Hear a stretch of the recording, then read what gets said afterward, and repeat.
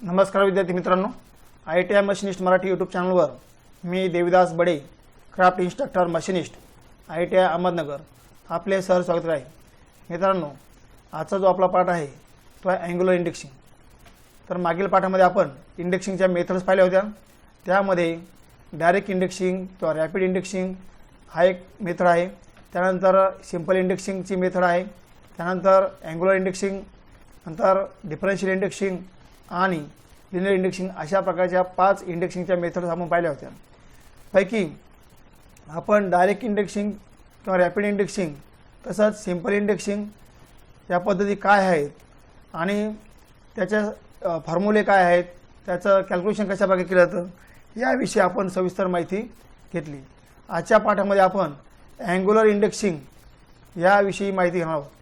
Angular indexing कशा प्रकारे केलं जातं, अँग्युलर इंडेक्सिंग कशाला म्हणायचं, त्याचा फॉर्म्युला काय आहे इत्यादीविषयी सविस्तर माहिती आपण घेत आहोत. चला आपण सुरुवात करूया अँग्युलर इंडेक्सिंगला. तर अँग्युलर इंडेक्सिंग म्हणजे काय? Process of dividing periphery of work in angular measurement. जॉबच्या परिघाचे अँग्युलर मेजरमेंटमध्ये भाग करणे याला अँग्युलर इंडेक्सिंग असं म्हटलं जातं. याचं उदाहरण सांगायचं म्हटलं तर या ठिकाणी किवे आहेत दोन पाडलेले वेगवेगळ्या अँगलमध्ये. तर हा किवेला हा जो दुसरा किवे आहे याचा अँगल या ठिकाणी 122 डिग्री दिलेला आहे. तसा आपल्याला विशिष्ट कोणामध्ये जेव्हा आपल्याला 2 स्लॉट किंवा 2 होल आपल्याला पाडायचे असतात किंवा 2 फ्लॅट सर्फेस आपल्याला 2 अँगलमध्ये करायचे असतात, तर त्यावेळेस आपल्याला अँग्युलर इंडेक्सिंगचा उपयोग होतो. तसंच या ठिकाणी बघा हा एक स्लॉट आहे, हा स्लॉट किती अँगलमध्ये पाहिजे त्याप्रमाणे अँग्युलर इंडेक्सिंग यासाठी आपल्याला करावं लागेल. तसं आणखी उदाहरण द्यायचं म्हटलं तर या ठिकाणी एक आकृती दाखवली पहा. या ठिकाणी एक स्क्रूसाठीचं होल दिलेलं आहे पहा. या ठिकाणी हे टॅपिंग होल आणि ह्या टॅपिंग होललाच सरळ रेषेमध्ये एक होल आहे आणि त्याला अँगलमध्ये या बाजूला एक स्लॉट आहे. तर हे जे स्लॉट आहे, हा स्लॉट आणि हे होल याच्यामधला जो विशिष्ट अँगल आहे तो अँगल साध्य करण्यासाठी आपल्याला अँग्युलर इंडेक्सिंग हे ऑपरेशन आपल्याला करावं लागतं.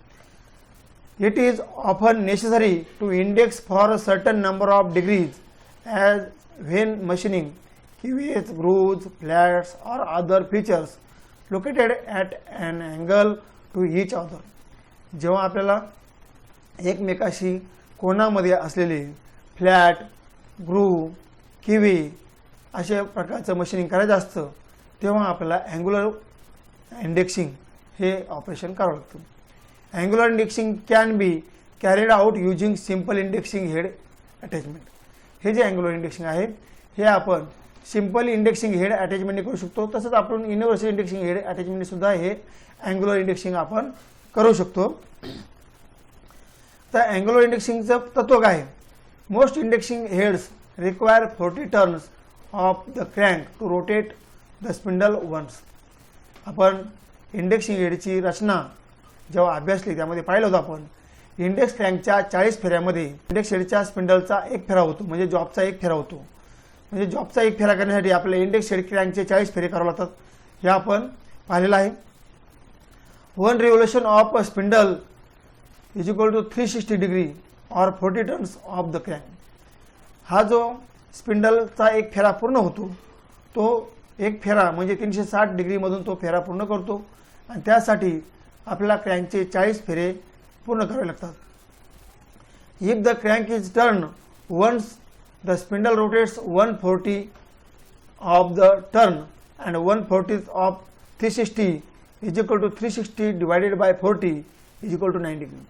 म्हणजे या ठिकाणी म्हटलंय जेव्हा आपण स्पिंडलचा एक फेरा पूर्ण करतो तेव्हा तो 360 डिग्रीमध्ये फिरतो, पण जेव्हा आपण क्रँकचा एक फेरा पूर्ण करतो तेव्हा स्पिंडलचा एक 40 अंश फेरा पूर्ण होतो आणि स्पिंडलचा एक 40 अंश फेरा जेव्हा पूर्ण होतो तेव्हा तो 360 डिग्रीचा एक 40 अंश म्हणजेच 360 भागिले 40 बरोबर 360ला आपण 40ने भागलं तर 4 9 36 म्हणजे 9 डिग्री या ठिकाणी हा तुमचा क्रँकचा एक फेरा म्हणजे 9 डिग्रीमध्ये तुमचा स्पिंडल फिरेल. It follows that 1/9 turn off the crank will give the spindle movement of 2 degree. जर आपण क्रँकचा 1/9 फेरा घेतला तर तुमचा स्पिंडल 1 डिग्रीमध्ये मुवमेंट करेल. तर त्यासाठी इंडेक्सिंग मुवमेंटचा फॉर्म्युला लिहिला पाहिजे. फॉर्म्युला आहे index crank movement is equal to degree to be indexed divided by 9. Degree to be indexed divided by 9. आपल्याला जितक्या डिग्रीमध्ये इंडेक्सिंग करायचं आहे ती डिग्री त्याला आपण 9ने जर भागलं तर आपल्याला इंडेक्सिंग क्रँक मुवमेंट मिळते. आता आपण इंडेक्सिंग मुवमेंट कशाप्रकारे काढले जाते याचं उदाहरणासहित आपण पाहूया. तर उदाहरण आहे इंडेक्स फॉर 122 डिग्री. 122 डिग्रीचं विभाजन करायचं आहे तर त्यासाठी इंडेक्सिंग मुवमेंट काढायची आहे. प्रथम आपण सूत्र मांडून घेऊ. सूत्र आहे इंडेक्स क्रँक मुवमेंट बरोबर degree to be indexed divided by 9. आता डिग्री टू बी इंडेक्सेडच्या ठिकाणी आपल्याला ज्या डिग्रीमध्ये विभाजन करायचं आहे म्हणजे 122 हा अंक आपण अंशस्थानी मांडून घेऊ. इंडेक्सिंग मुवमेंट बरोबर 122 भागिले 9. आता 122ला 9ने भाग देऊया आपण. 122ला 9ने भागला असता 13.5/9 हा अपूर्णांक आपल्याला मिळेल. 13.5/9 हा अपूर्णांक मिळाल्यानंतर आपण आपल्याकडे उपलब्ध असलेल्या इंडेक्स प्लेटचा विचार करावा लागेल. 3 इंडेक्स प्लेट आहेत.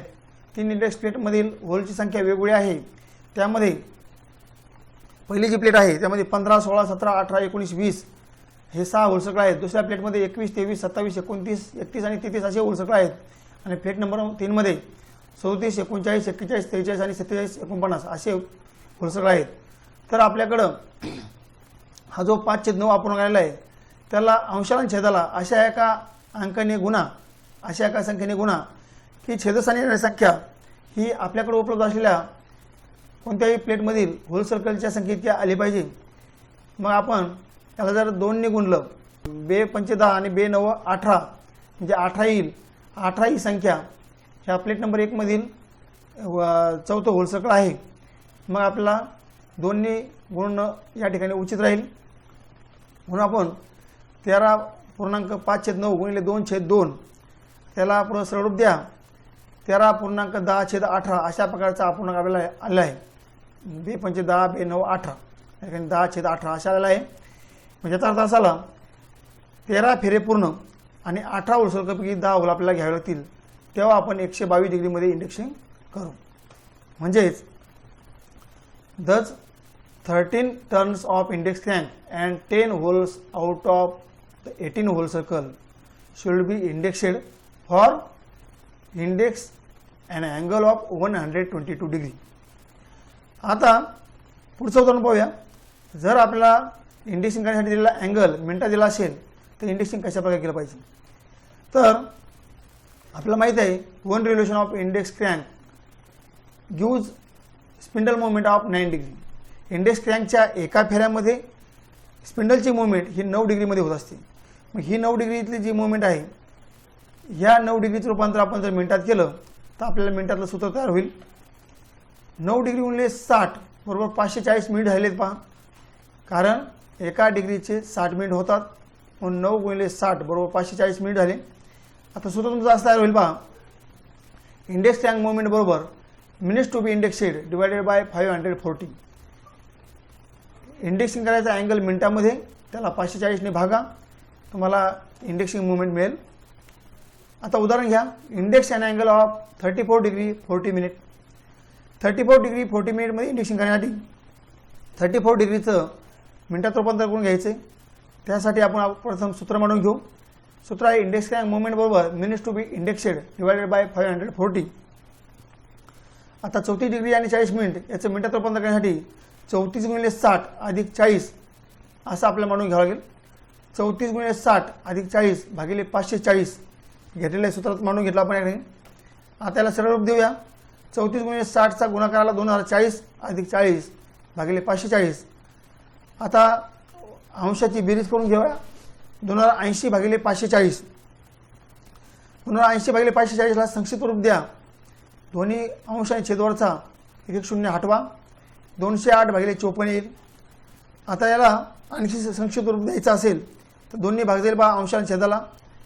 मग 104 भागिले 27 असा अपूर्णांक आपल्याला मिळाला आहे. तर हा अपूर्णांकाचं निरीक्षण केलं असता अंश मोठा आहे छेद लहान आहे याचा आपण पूर्णांकयुक्त अपूर्णांकात रूपांतर करूया. तर 27 ने 104ला भागूया. 27 त्रिक 81 3चा भाग पूर्ण केलेला आहे. 104 मधून 81 वजा केले 23 हा अंशस्थानी उरलेला आहे. 3.2327 असा अपूर्णांक आपल्याकडे मिळाला आहे.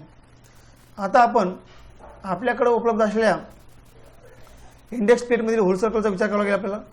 आपल्याकडे जे इंडेक्स प्लेट आहेत आणि त्यामध्ये असलेल्या होल सर्कलची संख्या जी आहे ते आपल्याला दाखवलेली आहे पहा या ठिकाणी. तर प्लेट नंबर 1 मध्ये 15, 16, 17, 18, 19, 20 असे होल सर्कल आहेत. प्लेट नंबर 2 मध्ये 21, 23, 27, 29, 31 आणि 33 होल सर्कल आहेत. प्लेट नंबर 3 मध्ये 27, 39, 41, 43 आणि 47, 49 असे होल सर्कल आहेत. मग आपल्याकडं छेदस्थानी असलेली संख्या आहे 27. 27चं होल सर्कल आपल्याकडे प्लेट नंबर 2 मध्ये उपलब्ध आहे. त्यामुळे आपल्याला या अंशाला छेदाला कोणत्याही संख्येने मल्टिप्लाय करायची गरज नाही. म्हणून या ठिकाणी 27 होल सर्कल आपण वापरूया. मग 27 होल सर्कल वापरल्यानंतर आपली इंडेक्सिंग मूव्हमेंट आली. इंडेक्स क्रँकचे 3 फेरे पूर्ण आणि 27 होल सर्कलपैकी 23 होल आपण घेतले तर आपण 34 डिग्री आणि 40 मिनिटाचं इंडेक्सिंग करणार आहोत.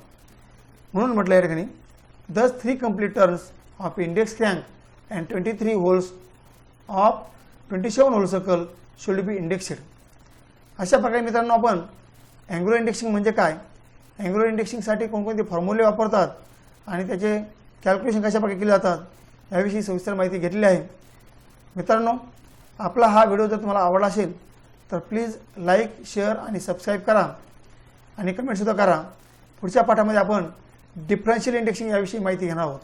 धन्यवाद.